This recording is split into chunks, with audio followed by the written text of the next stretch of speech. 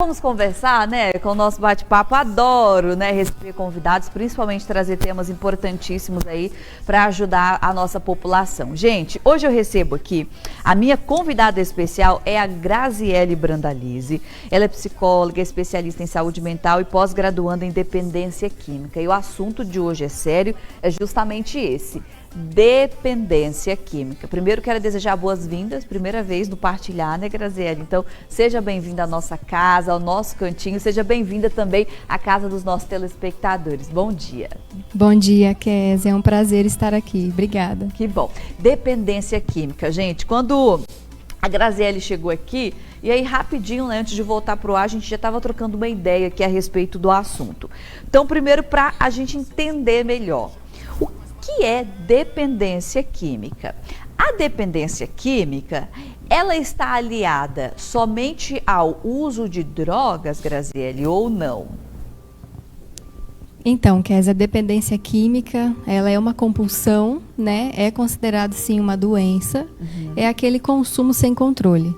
Mas para chegar num quadro de dependência química, a pessoa geralmente passa por outras fases. Então, inicia a fase do uso vai para o abuso e do abuso vai para a dependência. É uma escadinha. É uma escadinha. Ninguém começa dependente. Todo mundo começa naquela fase do uso, que nada mais é que um uso esporádico, de vez em quando. Depende socialmente, depende da ocasião, né? Aos finais de semana, ou no churrasco com os amigos.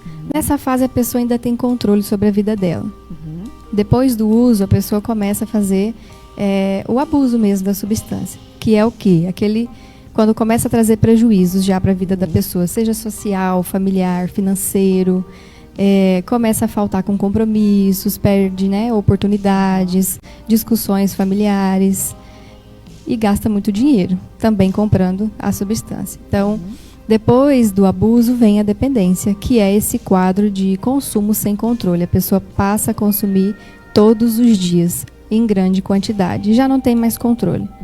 E quando chega a esse ponto já é considerado uma doença. É uma doença que precisa de tratamento, né, Grazi? Isso, perfeito. É uma doença, né? A dependência química é considerada uma doença pela Organização Mundial da Saúde e ela compõe a Classificação Internacional de Doenças, que é o nosso CID-10, né? Inclusive já tem o 11 e o DSM-5 também, que já atualizou. Algumas coisas mudou, né? De nomenclatura, de classificação, mas é considerado uma doença sim, assim como o diabetes, hipertensão, outros tipos de doença. Então, eu sempre falo assim com a pessoa quando eu recebo ela. Quando você tem alguma outra condição, alguma outra comorbidade, o que você vai fazer para tratar? Você vai em busca de um tratamento, não vai? Você tem algumas restrições alimentares, você precisa seguir um passo a passo. A dependência química é da mesma forma. Tá, mas o que são as drogas? Ou seja, quais são os tipos de substâncias que pode ser considerado, se a pessoa faz esse abuso, pode ser considerado uma dependência química? Certo. As drogas, elas... o que é droga, né? É qualquer substância que muda o funcionamento do organismo. Qualquer substância? Qualquer substância. Então, geralmente, quando a gente fala assim, drogas, né? Faz uso de algum tipo de substância, geralmente a pessoa fala, não, só álcool só, né? Álcool é droga. Tabaco é droga. Tabaco é droga é tudo que muda o funcionamento do organismo. Medicações que a gente compra na farmácia, né? Principalmente para dormir ou para emagrecer. Causam dependência. Sério isso, gente? Olha só para você. Por quê? Aí a gente fala que, vamos falar sobre dependência química. O que vem na sua cabeça? É muito automático, né? Não, dependente químico é quem é viciado em cocaína, em maconha, né? Enfim. Não, gente, droga... né? Álcool é considerado uma droga, remédios para dormir, né? Que você não tem um controle e faz ele em excesso, o uso dele em excesso é considerado uma droga. Meu Deus, e até remédios para emagrecer. Ô Grazi, você assim nessa sua carreira, experiência aí, tem pessoas mesmo que são dependentes químicos devido ao uso disso, de remédio para dormir e de remédio para emagrecer? Sim, Kézia. Sério isso, gente? Sim, até mesmo de outros tipos de medicações. Eu já tive contato com pessoas que faziam uso de medicações para animais, por exemplo. Meu Deus. Para potencializar ganho de peso ou ganho de massa. E às vezes a pessoa fazia injetável mesmo. Né? Principalmente assim, alguns casos de academia, que também é bem comum, né? Então, é importante falar isso, né? Droga é qualquer substância que muda o funcionamento do organismo. Interessante também a gente mencionar aqui o café. O café? Cafeína. A cafeína, gente. Olha isso, meu diretor. Você está ouvindo isso, meu diretor? Você está ouvindo, né? Então vai lá, Grazi, continua. Então, as substâncias, elas são classificadas em grupos, né? Então, ou seja, álcool, cocaína, maconha, o café ou qualquer outro tipo de substância, eles não fazem, vamos dizer assim, o mesmo efeito. Por isso eles são divididos. Então nós temos as drogas depressoras, as estimulantes e as alucinógenas. Olha, que loucura isso, gente. E o café está no grupo de estimulantes, assim como cocaína e crack. Olha só. Exatamente. E o tabaco também. Então, por isso que tem gente que quando não toma café, fica agoniadinho, sente dor de cabeça, é como se tivesse mesmo uma abstinência. Uma abstinência. A pessoa passa mal, fica mal mesmo, sem o café. Justamente, porque o vício, além de físico, ele é comportamental também, é psicológico, né? Então, de certa forma, o organismo vai pedir. E a pessoa vai ter esses sintomas. Então, tentou reduzir o uso de substância, ou parou bruscamente, vai sofrer sintomas de abstinência. Por isso, é muito importante atrelar o tratamento de deixar a substância com acompanhamento médico mesmo, psiquiátrico e psicológico, porque a pessoa vai precisar da medicação para se ajudar. Sozinha é muito difícil. É muito difícil. O dependente químico, ele é considerado, a dependência química é considerada um transtorno mental? Sim, Kézia, é considerado transtorno mental, sim, assim como eu mencionei agorinha, né? O nosso CID-10 é justamente essa classificação internacional de doenças, né?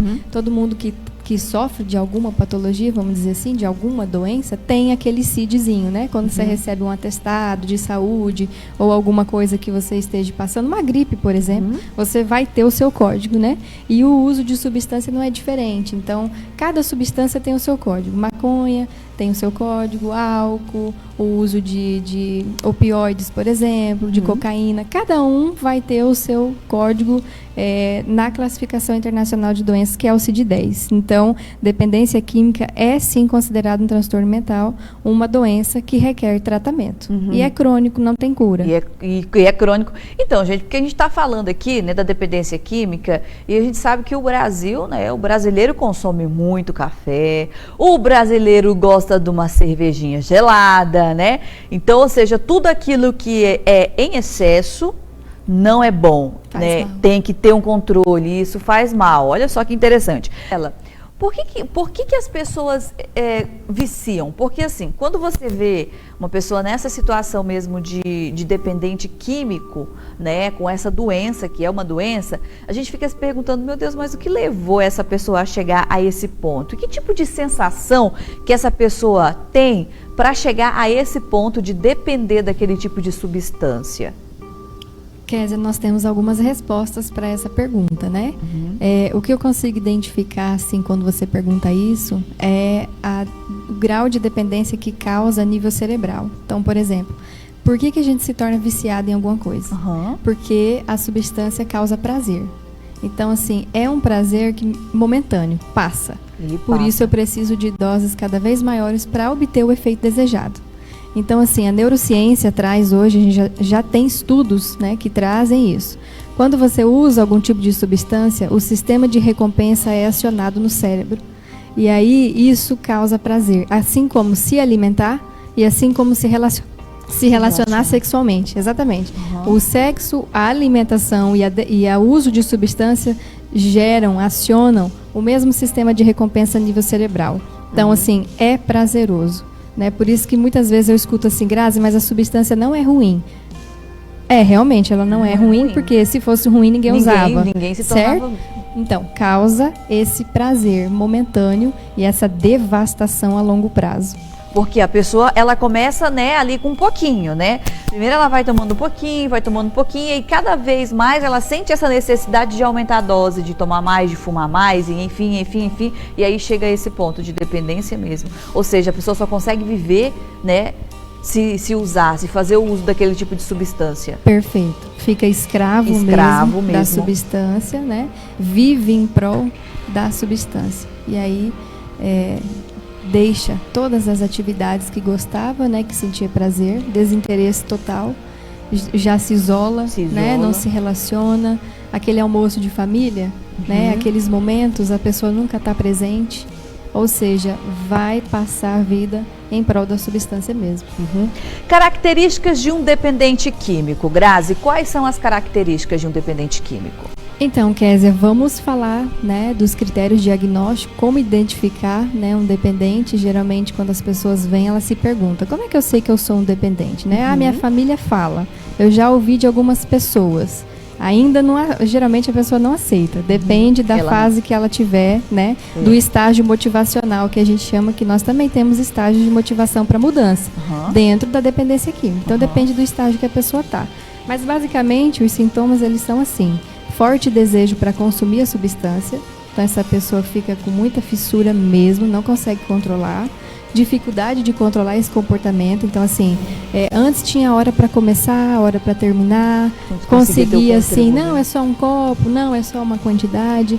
A dependência não, a pessoa não consegue ter esse controle mais. Estado de abstinência, como eu disse, né, a pessoa tentou reduzir ou parar, mas não conseguiu, por conta da abstinência mesmo. Depois nós temos doses em grandes quantidades, que eu também falei aqui, que a gente chama de tolerância. Né? Então, vamos dizer assim, aquela primeira onda, sabe? Né? Que a pessoa tem quando ela usa, ela passa a vida em busca daquilo. Aquela onda de prazer cerebral. E ela não vai encontrar. Porque o organismo é uma coisa assim que eu não sei nem como falar. Mas o organismo, ele tenta se equilibrar mesmo com substâncias nele. Já pensou? Mesmo com substâncias em grande quantidade, mesmo com muita cocaína, mesmo com muito álcool, o organismo tenta encontrar a homeostase, que é esse equilíbrio. Por isso, tolera doses em grandes quantidades. Abandono dos prazeres, como eu já mencionei aqui, a pessoa esquece tudo que está à sua volta e passa a viver para a substância. E começa a manifestar as consequências, né? Um dano no fígado, faz exames, já dá alteração, né? Um humor mais deprimido, começa a apresentar alguns outros sintomas associados a isso. Olha só, gente, muito sério. Causas da dependência química. Geralmente isso está atrelado, Grazi, a alguns problemas que a pessoa tem, assim, em relação mesmo à família, relacionamento.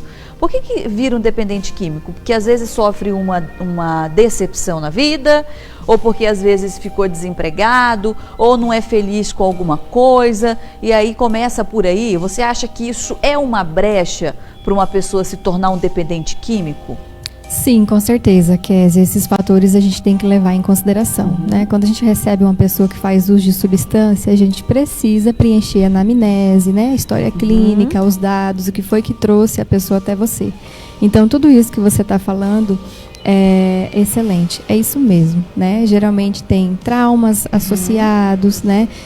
Desilusão amorosa, que também é bem comum, né? Que é a separação de casamento, por exemplo, né? Ou luto também pode trazer, ou outros transtornos mentais, outras comorbidades, né? Uma ansiedade, uma depressão, ou uma bipolaridade, uma esquizofrenia, que podem levar você ao uso de substância. Ou ao contrário, muito tempo exposto ao uso de substância, a gente já sabe que pode desenvolver algum outro tipo de transtorno mental associado. Então, é importante investigar tudo isso. As causas, nós costumamos falar que a dependência química ela é biopsicossocial. E agora tem também o espiritual incluído aí. Então, o bio nada mais é que fatores biológicos, né? Genética. O psico é isso, é esse psicológico, é esse estado emocional. O social é de onde essa pessoa veio, como que ela convive em sociedade, como é a família, como é o histórico familiar.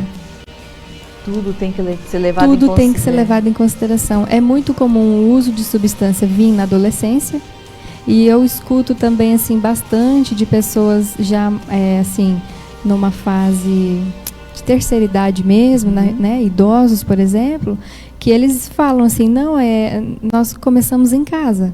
Então, assim, 10 anos de idade a mãe já pedia. Ou a avó, traz aqui né, para mim, ou experimenta aqui um pouquinho do cigarro, por exemplo.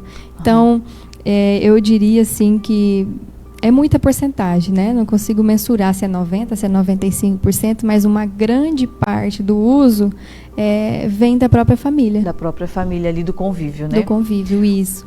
E hoje eu converso com ela, com a Graziele Brandalize, psicóloga, especialista em saúde mental e também pós-graduanda em dependência química, tá? Graziele, agora vamos falar do tratamento. Existe tratamento para o dependente químico, existe cura, isso tem cura, não tem cura, e aí? Se a pessoa já é considerada um dependente químico, qual vai ser o passo agora que ele precisa tomar urgentemente? Então, Kézia, como eu disse para você, depende da fase de motivação para a mudança que ele estiver. Porque não adianta a família ficar também insistindo se a pessoa não quer, né, Grazi? Porque a gente vê muito isso, muitos casos, né? Sim. Que a família já percebeu ali, às vezes oferece tratamento, mas a pessoa sempre se recusa, não quer, se recusa, não quer, aí fica difícil quando chega a esse ponto, né? Na maioria das vezes eles recusam, né, o tratamento, eles não identificam que eles estão com uma doença, ou muitas das vezes não sabem. Né? Então, quando chega, né, num profissional de referência, o profissional ele consegue explicar, né? Eu costumo dizer que parece um submundo, né? É um mundo diferenciado que a gente precisa ter muito cuidado, né, na hora que a gente recebe essa pessoa. Então, geralmente eu trabalho essas fases, né, de motivação para mudança, eu apresento para a pessoa, mostro para ela onde ela está, que é muito comum, porque muitas pessoas têm essa resistência de não aceitar. Tudo depende de como a pessoa está, fisicamente e mentalmente. Então, mesmo ela não querendo, né, se chegar para mim numa situação assim, deplorável, de muita dificuldade mesmo, tanto físico quanto mental, está colocando em risco a própria vida ou a vida dos demais, nós precisamos fazer uma intervenção e ela tem que ser logo. Então, dentro do tratamento hoje, nós temos o ambulatorial, que é esse acompanhamento psicológico e psiquiátrico, né? Quando a pessoa ela está em condição de passar por isso, porque também a gente precisa ter essa percepção, né?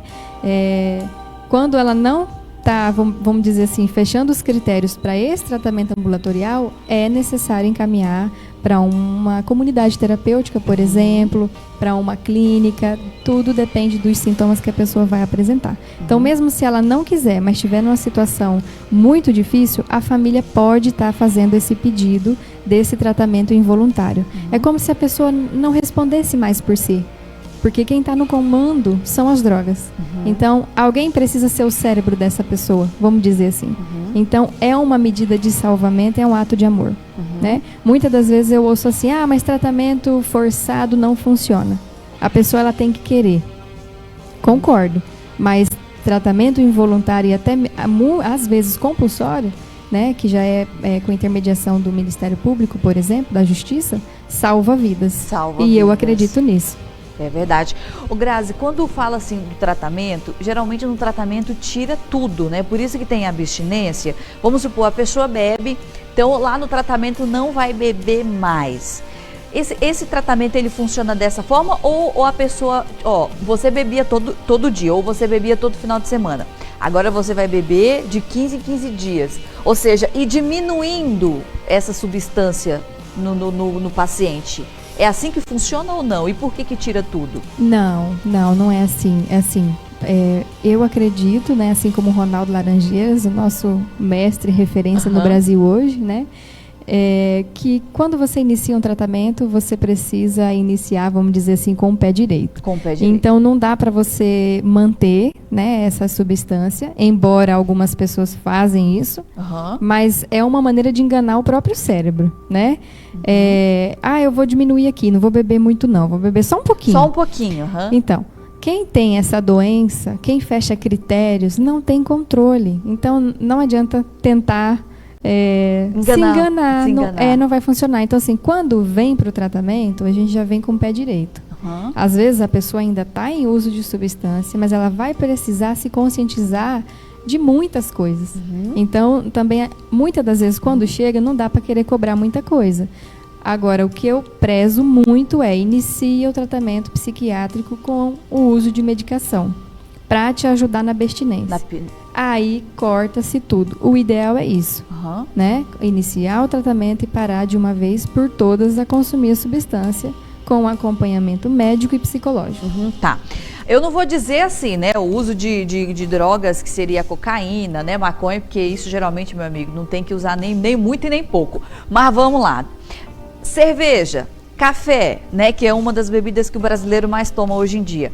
Como moderar isso, Grazi, para não se tornar um dependente químico? Então, assim, como cuidar? Então, quem gosta aí, né, de tomar a sua cervejinha? Quem gosta de tomar o cafezinho, né, meu diretor? Aí a pessoa fica, poxa, mas agora eu não vou mais poder beber, não vou mais poder tomar meu café, porque se eu ficar tomando meu café eu vou me tornar um dependente químico? Como que vai fazer o controle disso agora? Então, para se tornar um dependente químico, a pessoa ela precisa apresentar prejuízos. Então, eu costumo dizer assim, tudo que é demais faz mal e tudo que é muito sobra, né? Então, eu posso ter o hábito de tomar o meu café e não ter, por exemplo, nenhuma patologia associada a isso. Porque às vezes, dependendo do meu estado de saúde, o profissional ele vai pedir, olha, diminui seu café, né? Eu não sei quais são as condições que se pede para diminuir o café, por exemplo, se numa hipertensão ou num outro problema associado. Então, quando você faz um acompanhamento nutricional e médico devido a alguma patologia, o médico vai te orientar. Olha, consuma menos açúcar, né? Ou diminui o café. Então, só é um problema quando isso passa a interferir na sua rotina diária de vida. Você tem prejuízos associados àquela substância. Então, se for para tomar um café, né, beba com moderação, né? Não fique viciado do café, cerveja do mesmo jeito, né, doutora? Cerveja do mesmo jeito, entendeu, gente? Ali no final de semana, né, não vai ficar bêbado, bebe um pouquinho e pronto, né? Sempre ter esse controle, sempre estar controlando, né, Grazi? Isso, até nós falamos que não existe um consumo sem risco, vamos dizer assim, né? Então, uma vez que você está consumindo o álcool, por exemplo, né, que é uma substância lícita, porque é legalizada hoje, não tem como você mensurar assim, é só isso aqui não vai me trazer um prejuízo, né? Então, a partir do momento que você faz o consumo de qualquer tipo de substância, você já tem riscos associados a isso. Porque, gente, o cuidado, né, tem que ter antes de se tornar um dependente químico. Porque depois que se torna um dependente químico, é uma doença e aí não tem cura mais, né, Grazi? A pessoa vai ficar sempre em tratamento. Isso, exatamente. Não tem cura, os transtornos mentais são crônicos, né? Mas o que existe é uma fase de remissão, né? E no estágio de motivação para mudança é o último estágio, que é a manutenção. Que é a manutenção do quê? Da sobriedade, manutenção da abstinência, a pessoa ela deixa de fazer o uso mesmo da substância. E aí a gente precisa cuidar disso. Grazi, obrigada, tá? Se você quiser acrescentar mais alguma coisa. Não, imagina. Mas muito bom mesmo, sabe? Você partilhar desse seu conhecimento, né? Dessa experiência sua como profissional. Fiquei muito feliz mesmo com a oportunidade. Já conheci a Grazi através da Larissa, né? É verdade, é verdade. A patroa, né, Larissa? A Larissa também, né? Especialista independente química, ela estuda bastante sobre esse assunto. Então, muito obrigada. Fiquei muito feliz em te receber aqui na nossa casa. Eu que agradeço você, Kézia, e obrigada a todo mundo que está assistindo em casa. Que bom. E olha, gente, essa entrevista vai ficar disponível no nosso canal do YouTube, tá? Então, às vezes você tá aí assistindo e fica pensando, poxa, né, fulano de tal poderia estar assistindo essa entrevista. Vai ficar disponível lá no canal do YouTube para você rever depois. Obrigada, tá? Obrigada mais uma vez. Até a próxima. Até. Pessoal,